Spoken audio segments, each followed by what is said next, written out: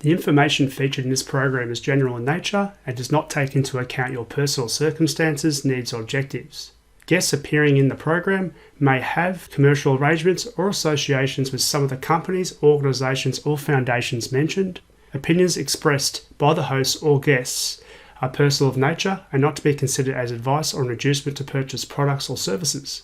Before making any investment, insurance, or financial planning decisions, you should consult a licensed professional who can advise you on whether your decision is appropriate for you. This program is for informational purposes only. Hi and welcome. My name is Michael Hamilton. Here I have with me today is Mark Montoya from GBA, who is the Chief Data Officer. How are you going there, Mark? I'm doing good. Enjoying the weather. Nice and rainy here. Oh, outstanding. And also have Dave Orton from Morpheus Analytics. How are you going today, David? Good, thanks, Michael. Great to be here. Oh, pleasure. Well, today's video or recording we're focusing on is on the government adoption paper from the GBA. Mark, you're the key chief author of this at the moment. And how long has this been in the works? That's a great question, Michael. So the document actually started in the U.S. in March of 2020. So the document we started working on it right when the pandemic happened, right when the shutdown was happening, where we thought everything was going to be closed for like a week, and then it was closed for 2 weeks, and then ended up being months, and then went on from there. But the paper, it started from the government blockchain tax working group. And a lot of individuals were participating on the calls and adding information about this paper. And it's great how it started as an idea and sort of grew into what we have now that's been released, I think, April 2021. Fantastic. Well, what I'll do is I'll just bring that up on the website, actually, just to show the audience. Here, it's a website here of gbaglobal.org, CMP there. If you go and find that, it'll bring it up for you and you can find it. We'll scroll down. It's got some information on the actual executive summary and where you can download the full page. But here, I'm just going to show you where you can download the executive summary, where you can actually get the actual 7 or 8 page view of the document in a summarized format, of course, which you don't necessarily have to read the full paper. Now, if you do want to read the more detailed paper, you can actually go and pay for $49, just the full version there. Here you can fill in the details and it can take you and download that full page report. But today, we'll just take you through a summarized version. So, yeah. Yeah, Michael, we took the extra .99 out and just made it $49. It was going to be $49.99. Oh, fantastic. So it's simple. I love it. So a lot of information. So a year's worth of work there, Mark, going into that $49, right? Yeah. That's right. The 99 cents was that was just me printing it off. So. No problem at all. But yeah, lots of value in there and very simplistic information to help you get understanding of the blockchain and crypto space. Okay, with the executive summary, as we mentioned, it's about a 7-8 page document here. And the first question that pops up in the executive summary to educate you as the reader is, why is blockchain and cryptocurrency so popular right now? David, do you want to have a first stab at some of your thoughts on that? Yeah, sure. I mean, I think one of the things to remember in terms of why people have started getting a bit interested in the likes of Bitcoin and Ethereum and other altcoins is over the last kind of 12, 14 years since the global financial crisis, governments have been gradually ramping up the amount of money that's being printed and issued, and central banks have been issuing vast amounts of currency. People around the world have started getting a bit concerned about the inflationary impacts this could have. Then they've stumbled across blockchain technologies like Bitcoin and Ethereum and other altcoins, and they've seen that these new solutions offer a potential protection against the inflationary impacts that the money printing is having. That in a nutshell, I think, is probably why a lot of people are interested in it. Then when you start to dig a bit deeper under the hood, and you see the potential of what blockchain can do, you then typically get pretty excited about what the next potential applications are. one thing that probably a lot of people don't know is there is a function built into the Bitcoin blockchain surrounding voting, which is used by the major participants. This has been very useful when coming up to voting on feature changes on the Bitcoin blockchain. Now, we haven't seen a lot of feature changes in some time, but this has enabled kind of a very democratic use of the blockchain. So there's a massive number of applications for this technology. We haven't even scratched the surface of it. That's a very good point. And that democratic word is probably what we need to focus on, is around the transparency and accountability, hey, Mark, also, which we mentioned here in the dot points. That really comes to the fore with the technology on the back of the GFC, doesn't it? Yeah, exactly. Coming off the global financial crisis. And obviously, when we all know that when the quote unquote Satoshi Nakamoto wrote the white paper, which is it's a fascinating paper.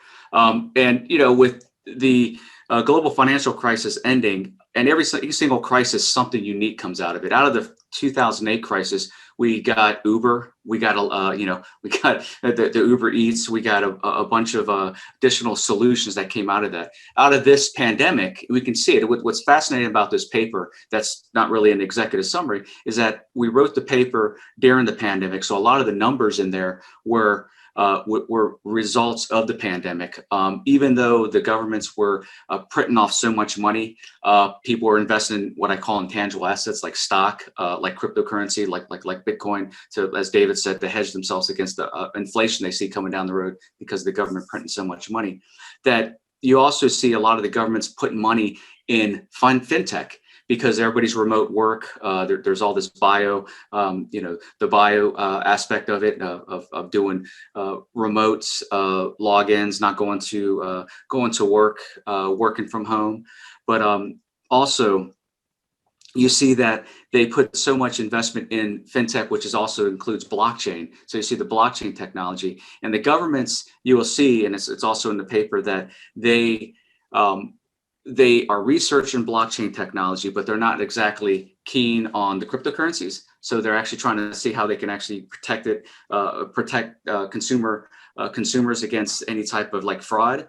But they're very keen on blockchain technology, which is you see that it helps with security and transparency and includes accountability, like it says in the very first part of the executive summary. But there's so much views and looks into this technology that you see that the governments have to start addressing it somehow. And maybe it's just the fear of missing out between the governments and also the public. That's a good point, actually, because with this executive summary and this opening part of it, it's interesting to note that it's actually the technology that's blockchain that started in 2009 with Bitcoin was financially driven. Okay, for a crypto, but it does have a wider application. And this is just scratching the surface with the government looking at this. So it has other forms in like real estate, and Dave mentioned voting before. So it's going to have an expanded role to play, and legislation needs to catch up, right? Because people are going to start adopting it either way. So yeah, technology has changed once again how policies is driven around government around the world. So it's interesting to look at that. I think what's really been interesting is when we have looked at this technology is that for me personally, I know I've had to go and look at the history of money again. I've had to kind of educate myself on things that I probably thought I would never do again. And that's with the history of money. So the history makes you think about these things differently. So we've actually covered that off in this executive summary about the history of money and the why factor in that. Mark, what's your thoughts on the history of money and how that's influenced where we are today with this adoption of blockchain and crypto? Yes, and you get that question asked a lot. It's like, why are so many people investing in the blockchain? And again, it comes down to what's the definition of money, and everybody has their different definition of money. But the bottom line is that money is a social construct, right? it's how many individuals and governments have their trust into the system that's called money. How many governments trust the U.S. dollar, or they trust the yen. It's that public confidence and trust in the money that people are willing to pay certain amounts of fees and certain amount of costs for, like coffee when it goes up, which, again, it has to go back to inflation. And it's the same thing with Bitcoin. Getting the understanding of the history and understand the money, you'll start understanding why a lot of people are trusting the Bitcoin network. They're trusting that they can put their money in other investments that are safe and sound into something like the Bitcoin network, where they can help themselves, help their money against, hedge against inflation. So I think the idea of people saying, yes, I'm willing to pay $2,500 for a non-fungible token, a picture of LeBron James. It's just that's what people want. I always give the example of, I don't think Beyonce's done it yet, but I think if Beyonce puts out an NFT album and only sells 500 of them and people buy it, they're going to be selling for like $3,000 or $7,000. I know the Kings of Leon did a NFT for their music, and now you're starting to see all this other non-fungible tokens. And a lot of people are going, what's the point? It's digital. It's a digital piece of art. But people, people put their trust in this type of, it's not a fad. I think they put their trust in this, that it's going to be something that they're going to be using in the future. And it's hard for people to put their mind around something that's abstract like that. Even money's kind of an abstract idea. But I think it's understanding the history of it. And it's the whole point of the executive summary in the paper, is to educate people of where we're at and where we see this space going. I completely agree with you there, Mark, in terms of the fact that a lot of where blockchain is at is about trust. I think when I go back to when Michael and I first started getting interested in blockchain technology and cryptocurrency, that was back in around 2016, 17. I remember I would talk to people about cryptocurrencies back then, and people didn't trust it, didn't understand it, but most of all, didn't trust the system. Now, you pointed out that money was an abstract concept, and I would say a lot of people probably don't understand the exact mechanics of how money works, and how government issued money works, but they trust it enough that they use it every day. Cryptocurrency is now in a phase of shifting from being untrusted to being trusted.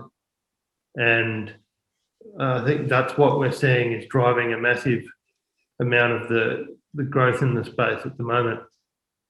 And I think the commonality here is where people don't necessarily understand exactly how money works and how the central banks interact with governments and with the tax system and with issuing of bonds and the like. People also don't fully understand the blockchain either, but they're starting to trust it. They're starting to say, well, actually, this thing's been around for a while now and it works and it hasn't been hacked. So maybe it's something we can put our faith in.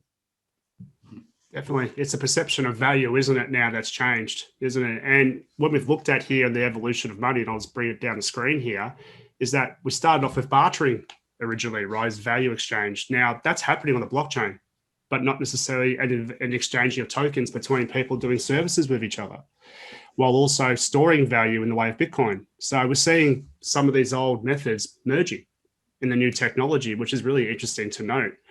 But I think it's very important for people to read this and get an understanding of the evolution of money, to get a feeling of why blockchain and particularly crypto has become what it is today and where it's going. And as Dave mentioned, we are looking at, it's still the early days. We've got more to go. Slowly, people are coming on, as we tricked over, was it 1 trillion worth of Bitcoin there, a month or two ago. So that's early. very early days, to seed a new financial system. Is that probably the word you would use it, guys, as seeding a new financial system? Yeah, I think it's part of the new financial system for sure.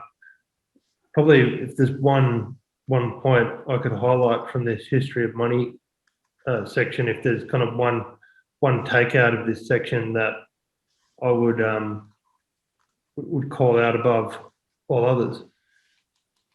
Throughout the history of creation of money, we've had kind of a number of core concepts that have been created, and they didn't get created overnight. They've been created over thousands of years. Now, these concepts are accounting, currency, and banking.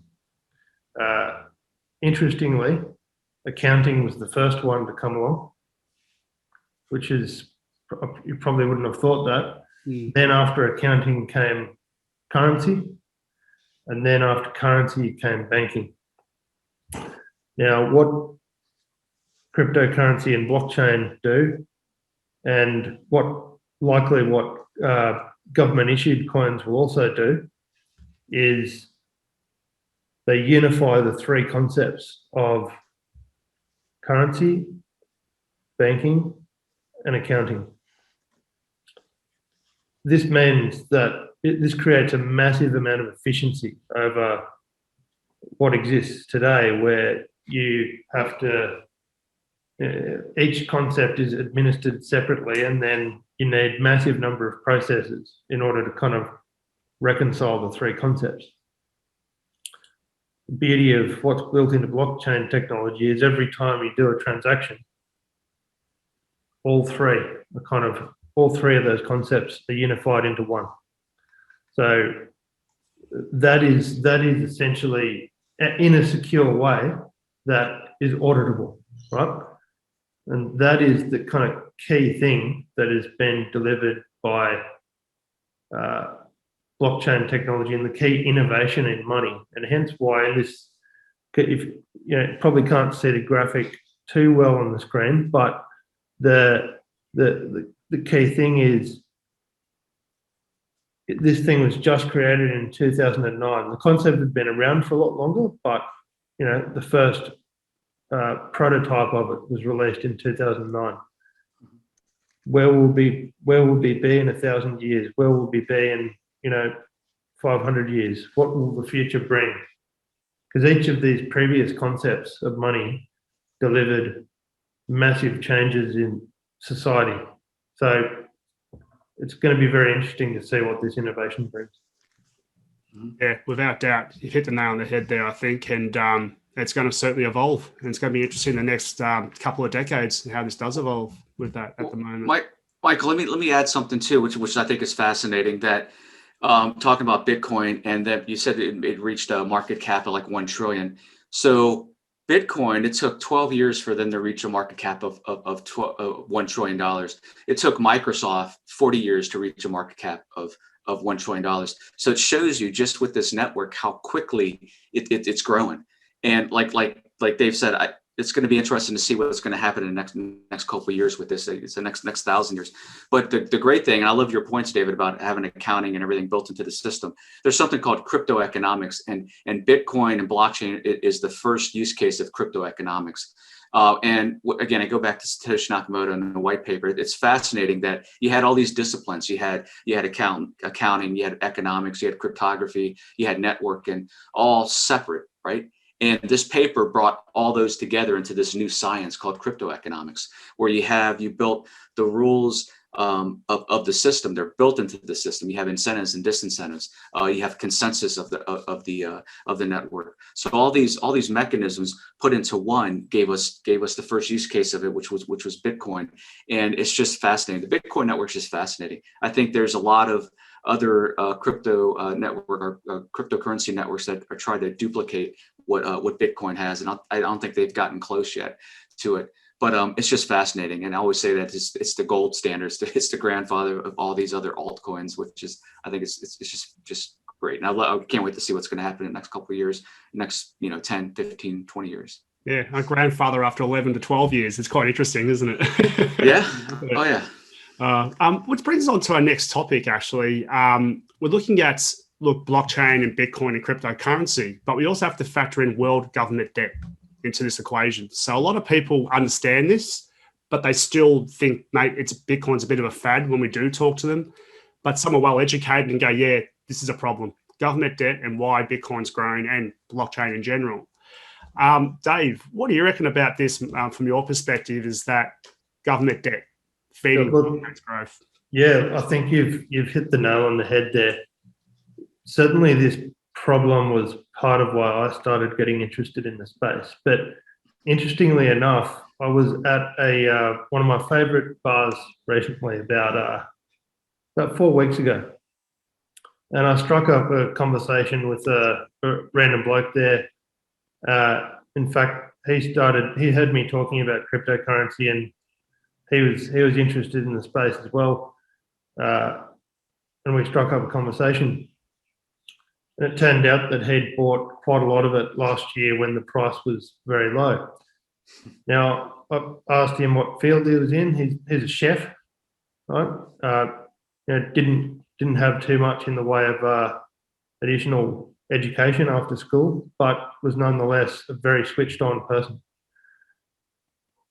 The reason he got into the space was exactly the same reason that I got into it, which was he was concerned about the amount of money that was being printed and the amount of government debt. So I think more and more people are starting to become aware of the issues caused by the amount of money printed, and wouldn't say everybody's aware of it at this stage, but it's definitely the issues that it's causing is creating a bit of momentum towards the blockchain space. No, definitely. And also what we're noticing is that non-traditional people are coming in to the space who see this information and take action. Are you seeing that, Mark, from your side in the US, and obviously with the GBA members talking about these topics? Are you finding that, you've got financial services people coming in, obviously understand this, but you've got people, as Dave mentioned, with chefs coming into the space and buying Bitcoin because of this reason, and seeing that? What's your thoughts on that?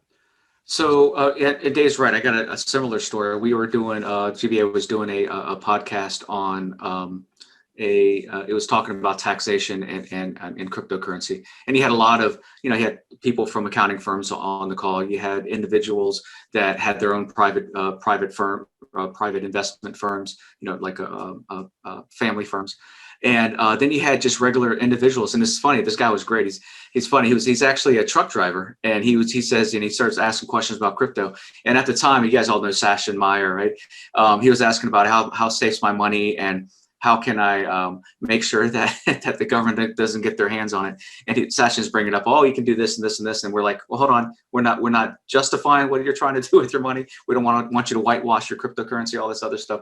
But that just gives you an example of individuals that are interested in this. And he said the same thing. He's interested. He wants to make sure that his retirement that he saved up is not going to go away as the government U.S. government prints more and more money. He sees the inflation. It's gonna and his dollar is not gonna be as much worth much as he goes to the store. So he's trying to offset that. He's trying to hedge. So he bought Bitcoin. He's buying other altcoins and stuff like that. So he sees the issue, and this is the person that he's trying to educate himself to protect himself for the future. And the summary says it right there that the major advanced economies, their gross debt went up 141% in 2020. And again, a lot of it has to do with the global pandemic and them trying to keep their boost up their economies, but still just trying to get out. That's 2020. We see in 2021, the U.S. government just printed another $3 trillion, and it just keeps on going up. And when does it stop? A lot of people say we keep on kicking the can down the road, but when like I said this before, when you kick a can, sometime down the road, it bounces back at you. So we're going to kick it. It's going to come back at us, and we're going to have to deal with it. And if the government doesn't do it, as we see now, a lot of individuals are starting to do it themselves. Well, it's funny you say that. It brings us on to our next graph in this section around the US M2 money stock or supply there in circulation. And it shows that from 2000 and onwards right there. Now, people say the GFC caused this printing phenomenon, right? And it went on from there. And then 2020 came along with COVID, and we saw this massive shoot up of printed money, right? And I think the numbers globally is something like 30 plus trillion, right, of all governments. But really, this printing and this expansion has happened since early 2000s, and it's been going on. So technically, you could look at Bitcoin and say it was undervalued some time ago in this, when you look at this graph. But also looking at it, that it's harder to onboard people onto Bitcoin back in the last about 10 years ago. So you couldn't actually reach that potential. But for me, this graph here demonstrates about where we're going. So this line's been going up for 20 years. What's it going to look like for the next 20 years? You know, that's the key part. What do you reckon, Dave, on this one from your point of view? Look, to be honest, that's looking into the crystal ball. But all I can say is I don't know where it will be in 20 years. All I know is the line will almost certainly not tick down. It will keep going in an upward trajectory. And the question is, does it start going at an accelerated rate? If it starts going at an accelerated rate, that's pretty scary. Couldn't agree more with that. So, Mark, what with your point of view, this is looking at it from a US point of view, but world governments are also following this pattern. It's not just one country, it's all countries, right? Many countries. What are your thoughts on this also, this line continuing to grow? Oh, yeah. So what's interesting in 2020, again, you see the spike. Even during the GFC, the big financial crisis, there's hardly a blip. It just continued to gradually go up. But during the crisis in 2020, that shot up, and it's amazing. I think it's like from March, within 3 months, it went up like $6 trillion, which is crazy. That's that sharp increase. And then still getting through 2020, it continues to go up. And I think it's kind of gone up. It's kind of leveled off a little bit in 2021. But the printing of money, and the more that the government goes in debt, someone owns that debt. So and it's safe to say it's other countries that own that debt.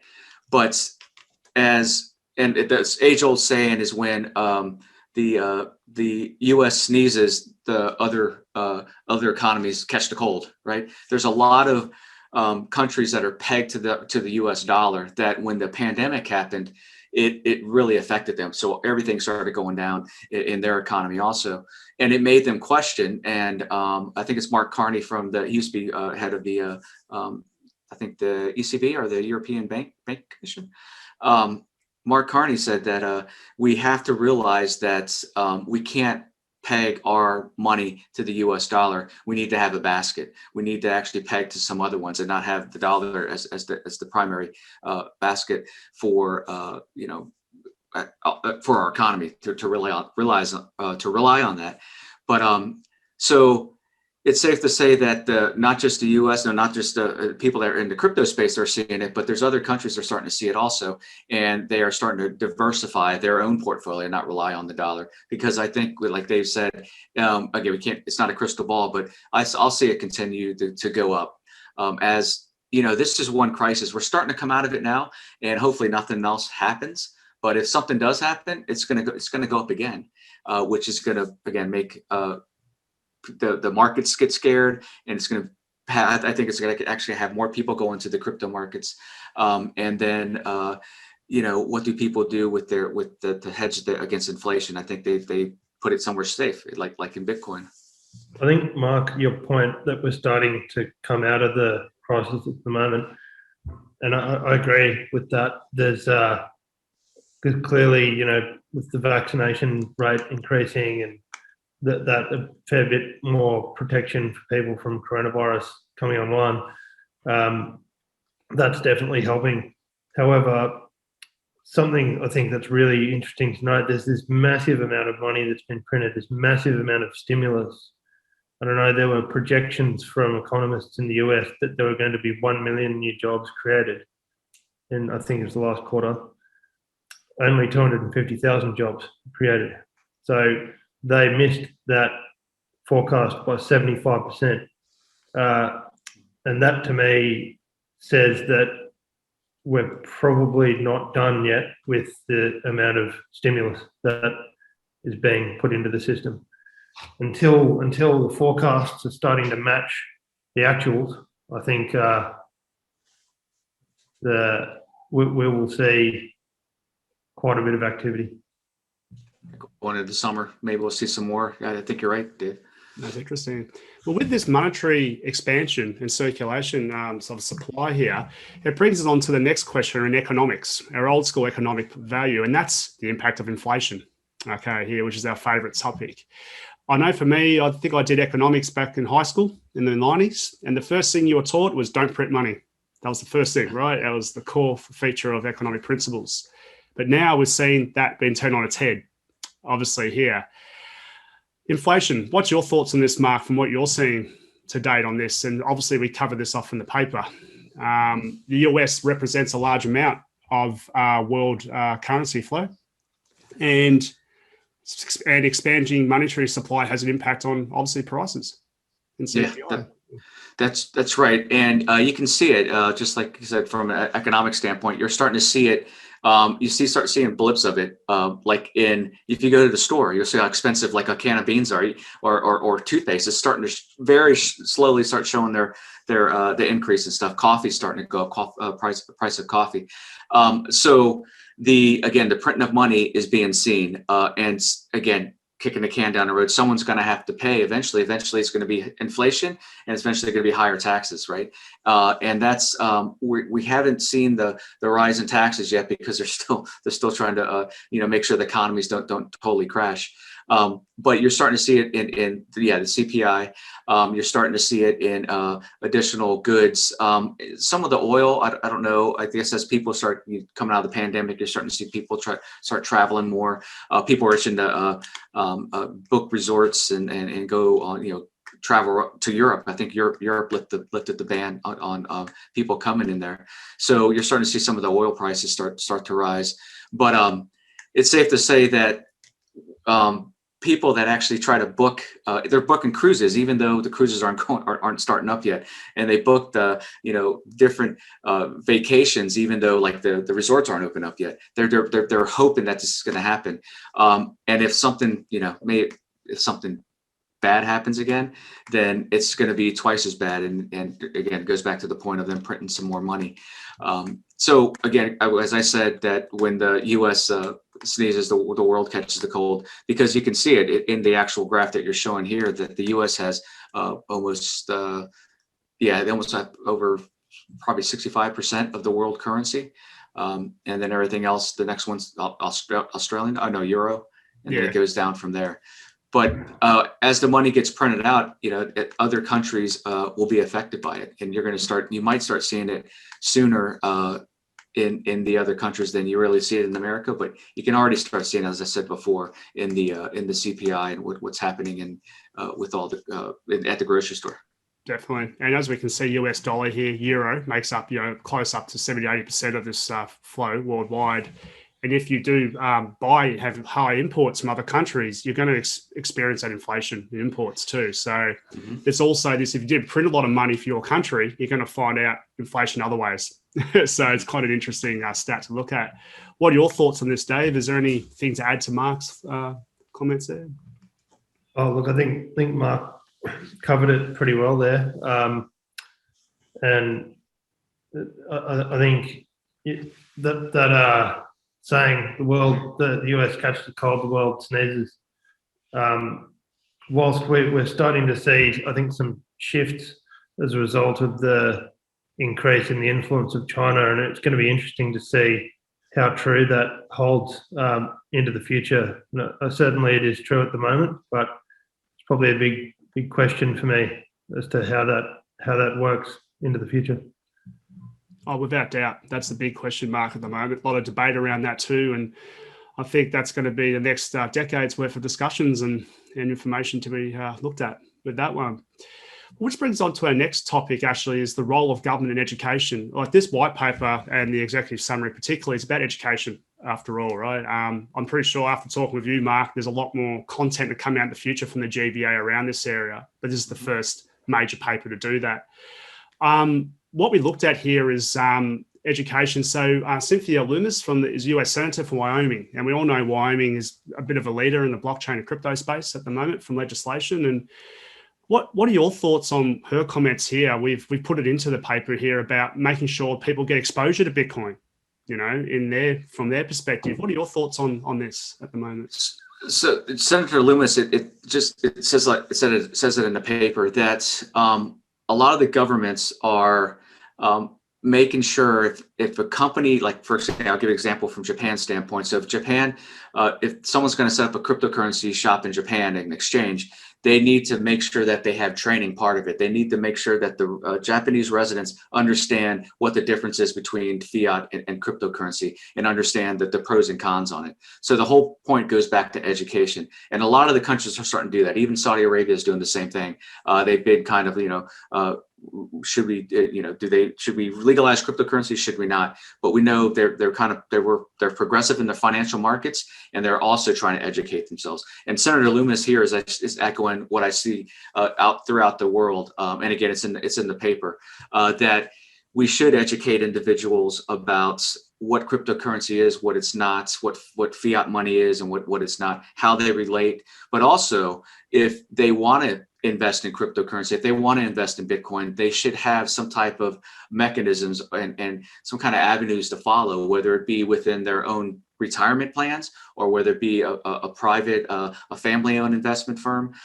They should be able to get access to that. It shouldn't be, the Elon Musks and, the big guys around the world that have it, the institutional investors that you see now they're getting into Bitcoin. But it should be the common individuals, the bloke that David met at the chef that he met at the bar, and the gentleman that participated on the GBA call, that they should have access to it and invest on some kind of bigger avenues. And I think if we do that, if they offer these institutions offer ability for people to get into Bitcoin, that I think you'll have more and more people involved in Bitcoin. And in the paper also, Michael, we see that with Robinhood, the mechanism they offer especially with GameStop, and that's a whole other topic in and of itself. But they're offering ease access to this to the Bitcoin and cryptocurrency networks. I think it's big. I think the education part is very big. That's massive. And Dave, I know you and I talk about this a lot from, people getting access to Bitcoin in structured and retail investments, but in the future. But at the moment, the actual one of the comments here we talk about is, I believe a postal workers retirement fund should have the opportunity to invest in Bitcoin, not Bitcoin exclusively, but Bitcoin as a wide variety and array of assets. I think that's a pretty solid statement to say, everybody, it's just having simple access to this technology in retirement funds. What are your thoughts on that particular aspect? I think it's a really interesting point. Last year, I was looking at setting up an SMSF, and I approached a family friend who is a well-respected financial planner.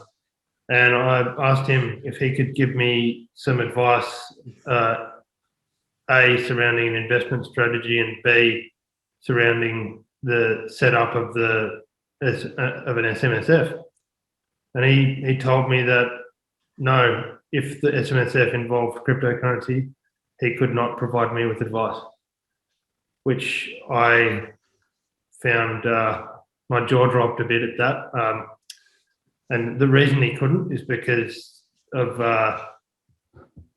some restrictions on what financial planners can and can't do. Now, maybe that's the right thing, maybe it's wrong, I don't know, but I think it would have been nice if it could have been considered in that statement. But what's really interesting is I caught up with another couple of friends recently who are financial advisors, and I pointed out this challenge, and they'd mentioned that the conversation is actually changing now. And within the financial planning community, there is a bit of a movement to start considering this asset class. I think the reason it's not happening a bit more within the space is probably don't have the regulatory framework to allow financial planners to kind of deal with this. And the education, I think education is a big part of it as well. The education framework is not there to give the industry the information they need to offer their customers the right advice. But clearly, the industry is starting to think about it, and as we move into the next phase, education is going to be a vital part of that process. So Dave brings up a good point about the financial planners not having the regulatory framework for that. So I'm going to ask that you Michael, and you, Dave, that if the regulators come up with some kind of risk measurements for the financial planners on how to do this, you think the financial planners will be more easy to actually help the private investors to invest in cryptocurrency? Yeah, I think it's a starting point. I don't think it's a catalyst to make sure it will drive everything, but I think it's a considerable first step. I think what I'm seeing with people who invested in crypto from institutional investors is that they were investors themselves before they took public funds or any company funds that invested into Bitcoin. So I think it's about the individuals in the legislation process being involved to influence it. And that's why when I found the quote to put into this paper, I found this one around, we are forming a financial innovations caucus in the Senate, as Senator Loomis mentioned. We hope to use it as a springboard to educate members of the US Senate and their staff about Bitcoin specifically, but about other opportunities for cryptocurrencies and financial innovation and uses of Bitcoin. So by getting them educated to invest, they can then influence legislation that goes into the economy or into the country, and then it will be a top-down effect. Yeah, that's pretty much how I see it. Dave, what do you think, mate, from your perspective? Yeah, I agree. I mean, I think absolutely with regards to Mark's point. Yes, if there was that framework there would be a greater ability for planners to offer advice on this asset class. Obviously, education is a huge part of that. The regulatory framework is a huge part of that. But I know one problem that exists at the moment, it's quite a big problem, is the access for startups to public liability insurance in the fintech space. They basically cannot get insurance right now because of the cost of it basically is too high in order for them to get the insurance. I think for financial planners, the public liability insurance probably, and the fact that the regulatory framework's not there at the moment, that's probably a factor. If the regulatory framework was there and the education was there, I have no doubt insurers would feel a lot more comfortable. No, definitely. That's definitely the case. And look, obviously in Wyoming, again, we've seen Kraken establish itself as the first cryptocurrency firm to be a bank in that particular state there. So that's also, it's small wins, jurisdiction by jurisdiction in some countries. Some of them do as a country overall, but some do it per states within their countries. So yeah, it's a slow process to get regulation up and running and make people comfortable to invest in it legally. Which brings you on to the next point is why this study. This is a particular part of it to actually help the reader or the audience here understand why they should go and read the full paper. Mark, when we wrote this one here and we put this all together as a team, us three, the big core value is actually why. And what we looked at here is these dot points, the store of value, application platforms, or B2B merchants. Now, store of value is pretty much linked to Bitcoin. Application platforms is pretty much associated with Ethereum in more detail. Some people don't know that, I know. And B2B merchant transactions is very much associated with Ripple. So there's different use cases for some of our popular coins. What are your thoughts on this particular area to get people to read the actual main paper? So a lot of people, and I know you have the same reaction when you bring up Bitcoin, they ask, what should I invest in? If they ask that question, I personally believe they missed the big picture of what's going on here. Bitcoin is the first use case that's coming out of this out of blockchain, and again, as Dave said, the future is we don't know where it's going to head, but it's going to be an exciting future. All these crypto networks are a new way of exchanging value. And we see that with the NFTs. We see that with, again, what we did with Ethereum, with the level 2 apps and decentralized finance. This technology, you're going to be able to create your own. We see that with NTS, but you're going to be able to create your own attributes, your own sort of have community attributes into the coins. So we just don't know yet where people are going to go with this type of technology, and it's exciting. Being able to program, being able to have the money make decisions for you instead of you making decisions about your money.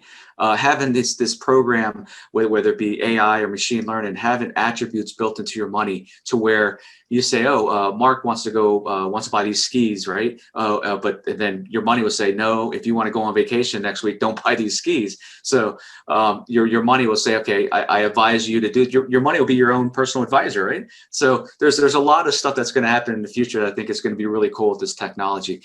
And as the paper points out, again, you said there's Bitcoin is a store of value, which is one aspect of like digital gold, right? Ethereum has this whole like Turing network, right, where you have all these apps and they're going to be doing different stuff with smart contracts. But then you have all these utilities too, like Ripple's just one example, but you're going to have all these utility type of coins and security type coins that are going to do other things. And it's just fascinating to see what happens. And this is just the tip of the iceberg here. And why this study was because we wanted to, it goes back to education again, we want to show people what's happening out there. And again, it just happened to be during a pandemic where all this stuff was going on, which was just fascinating. I think from a historical standpoint, it's going to show that this is a global paper, but it happened during a pandemic, and there's a lot of economic stuff in there too. It shows the economy's like really bad, being negative GDP, and they have to put so much money into prop up their local economies. But seeing it go forward with what it has and what it's trying to get across, and the key point is just trying to educate folks, even government officials, of what's going to happen, what's happening, and what's possibly it's going to happen in the future. Yeah.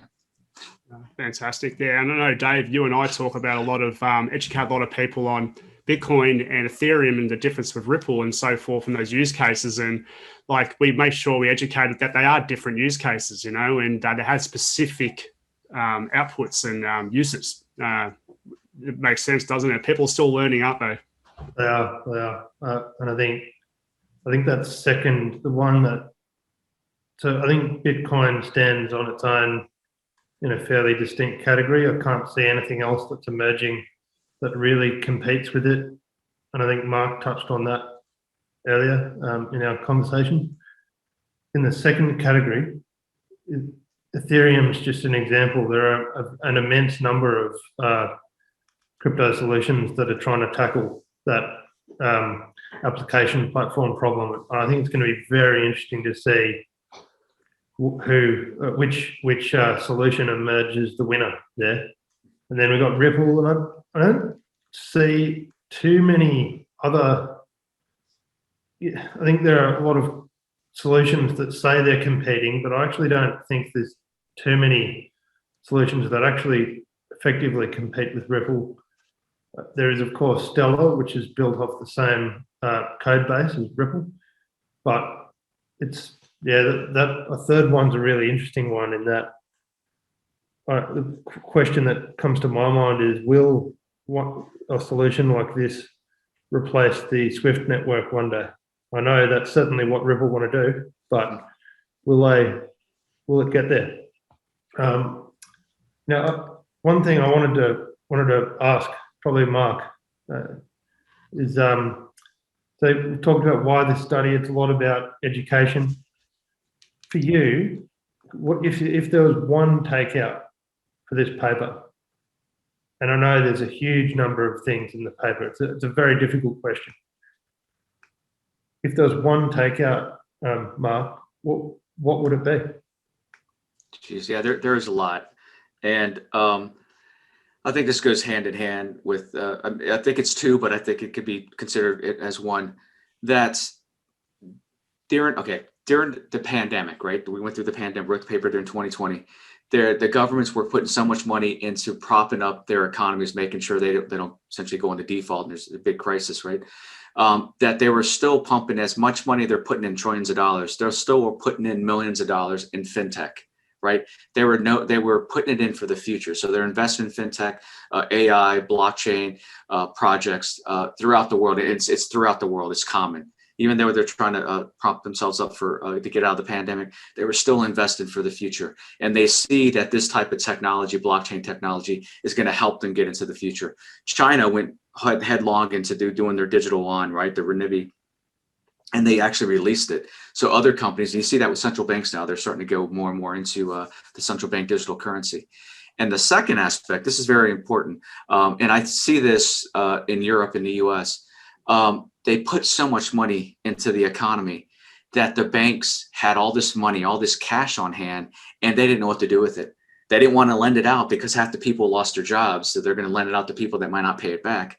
I think that's why I know in Maryland they gave out grants for PPP loans, and or no, they gave out loans for PPP, and then when it came down to it, they say, "Oh, it's just grants. Keep the money. You don't have to pay it back." So the banks, and it's a quote. There's a quote in the U.S. section in there from a bank saying, "We have so much money. They printed so much money. We have a windfall. We just don't know what to do with it." And that was very shocking to hear that from a bank when the whole point was to lend the money out to get people propped up from the environment, right? From the pandemic. That was a shocking aspect of it. But the idea behind of cryptocurrency, you see that it's interesting that this whole environment, cryptocurrency and blockchain, was growing. And continuing to have a movement in and of itself, while the world was in turmoil. The cryptocurrencies were still rising. It still got stronger and stronger. Everything else was going crazy, and it still, it kept on going. It kept on. More people got invested in it. It didn't go away because of the crisis. It just made more people say, "I want to put my money somewhere safe. I'll put it into Bitcoin and the cryptocurrency networks." I think that was very interesting part of the document. Oh, very much. All that research. And obviously all the information that's been researched and the main body of the white paper is around regulation, ethics, privacy, jurisdictions where this is working, economy, enforcement and tax policy. I know I got a lot out of tax policy around the world, different jurisdictions, how they address blockchain or cryptocurrency in general. But yeah, there's some interesting stats that come out of there, Mark. I like it. Yeah. It's a very good document. It's eye-opening. I read through it many times. I read through it again just last week. It's a good document. It's a lot. I wouldn't sit down in one sitting and read it because you'll probably fall asleep. No, but it's interesting. I read it in pieces. So the first part's good. It gets kind of thick around the regulation part, but again, it covers regulation from all around the world. It covers North America, the Americas. It covers Europe, and then it covers the Asia Pacific, and it has everybody in there. And it's such a new field, and how the governments are reacting around the world is they're doing a lot of research. Some of them were really, staunch and saying, no, let's ban cryptocurrencies till we figure out what's going on. There's some that embrace it. So yeah, we can use it. They, we have VAT taxes, you have capital gains if you sell. And some of them are just trying to come up with their own stance. It's very new for a lot of the governments right now. So you'll see that the paper covers a whole gamut of that, even from the tax policy standpoint, having no common unified definitions on what this all means. What you have digital currency, you have virtual currency, you have crypto assets, you have digital assets, you have you have all this stuff, and it makes it twice as hard not having a common set of definitions to enforce like tax policy. And it's interesting. And the paper, and we know this, we've been in the space for a while. This paper has been released, even though a lot of the data in there is from 2020. It's going to be different when we come back and start talking in 2021. It's going to be totally different again. It's going to only progress. I don't see it going down. I do see some of the crypto, obviously the tokens go up and down, and some of them disappear and go away. But something new is going to come out of it, and it's going to be just as exciting. Maybe we'll talk about the AI starts creating their own coin. Someone has CERN supercomputer creates their own token, and it's going to start making decisions for us. It becomes a new global central bank. How about that? Well, definitely. I think David, we've had a great time collaborating with Mark on this. Obviously here from Sydney, Australia, it's been an absolute pleasure working on this paper. We've learned a lot, haven't we? Quite a massive amount. And I think, Morpheus first got involved in the paper, I can't think it was middle of last year, and it had been underway for a while, and we've learned a huge amount from Mark and from others who participated through creation of the paper. It's been it's been an excellent process. And what's really cool about it is there's been, people around the globe who have contributed to this. It's not just the US, it's not just Europe, it's not just APAC. You kind of got every geography who have inputted into this, and I think that's helped create a very balanced view.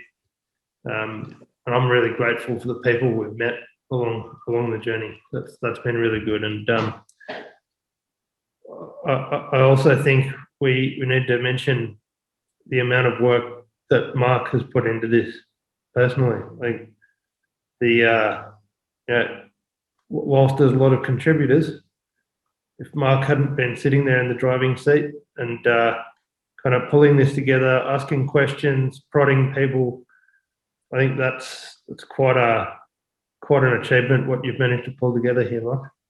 Yeah. I think it's been fun. I think it's a team effort. It was awesome. It was really fun. And at the time, I would sit there and look at the paper going, and I'd read it again. I was like, what does that mean? Then have to rewrite it, right? But no, you guys, everybody added a lot of stuff to the paper, and we had some initial kickoff calls to talk about the paper before it was even remotely complete, and they were just as good. I really want to touch. There's so many things we can touch, like have little small sub papers. The big one still gets back to privacy and anonymity, which is a big deal, especially the privacy coins and anonymity and the ability to keep privacy and the government not to have total anonymity. It's just great. Those conversations we had with Ksenia, who's another author of the paper, and Sachin were great. Ksenia was like, no, you can't have anonymity, and Sachin's like, no, people should have privacy. And then there's people in the middle, right? Privacy by design, stuff like that, or privacy by default. I think there's so much that we can talk about. Yeah. No, definitely. So, look, you've done a great job, Mark, and well done. And thank you for all the effort. And it's been a pleasure. If anybody, again, wants to download the paper, the executive summary, or download the full version, please go to www.gbaglobal.org/CMP. But again, thank you very much, Mark, for your time today. And David, it was a pleasure as always. And if you've got any questions, please send them through to us. We'll be happy to answer those. Yeah, thank you. Thank you for having me. Thanks, Michael. Thanks, Mark. Thank you. Thanks, David.